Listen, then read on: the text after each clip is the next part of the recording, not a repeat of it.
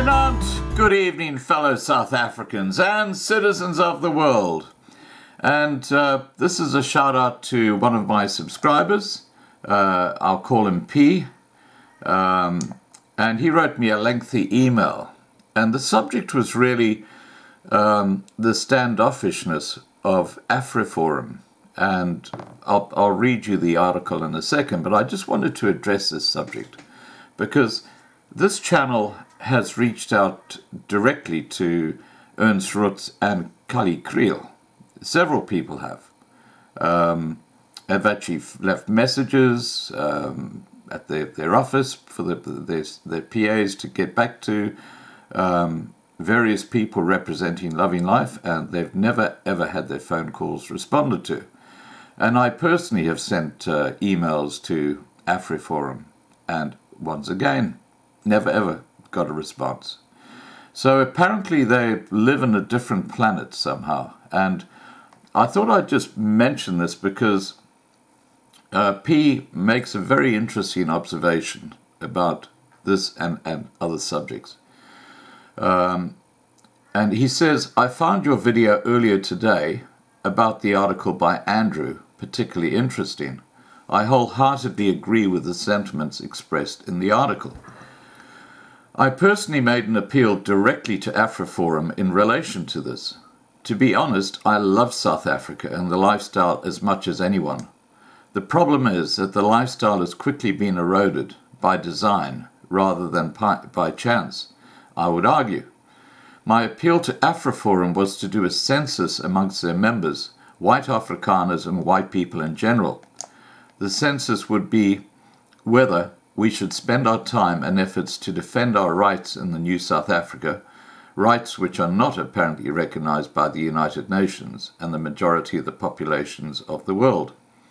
Or should we be spending that time and effort in negotiating an orderly evacuation of all whites who wish to leave to our erstwhile fatherlands, whether that be the UK, Europe, Russia, or where our ancestors came from, and who will be willing to accept us back?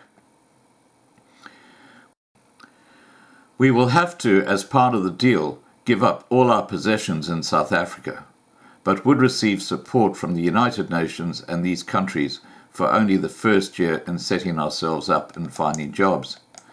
This was immediately dismissed by Afriforum, telling me that they will veg vir die voorbestaan van die Afrikaner volk hier aan die suidpunt van Afrika. This is a commendable ideal, but in my mind pure folly. It is not going to happen. They refused to discuss the subject any further and basically told me to bugger off and not to bother them again. My reasoning was that all parties on both sides of the divide should, in theory anyway, support such an endeavour. The ANC-EFF alliance and the vast majority of blacks hate whites. This is a fact and they will never change. Secondly, the same grouping believe that if the whites were to disappear and the blacks could get their hands on the possessions of the whites, they will all be wealthy, all have homes, well-paying jobs and motor cars, and they will enjoy a first world standard of living. Well, Scott, I can tell you the vast majority of white South Africans, contrary to what the ANC-EFF alliance would have us believe, own nothing of significant value.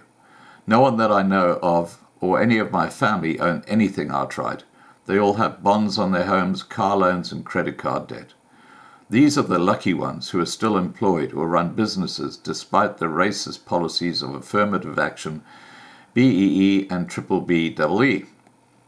The ANC-EFF alliance would have no option other than to support this mass emigration or admit that they will not resolve the problems of the country.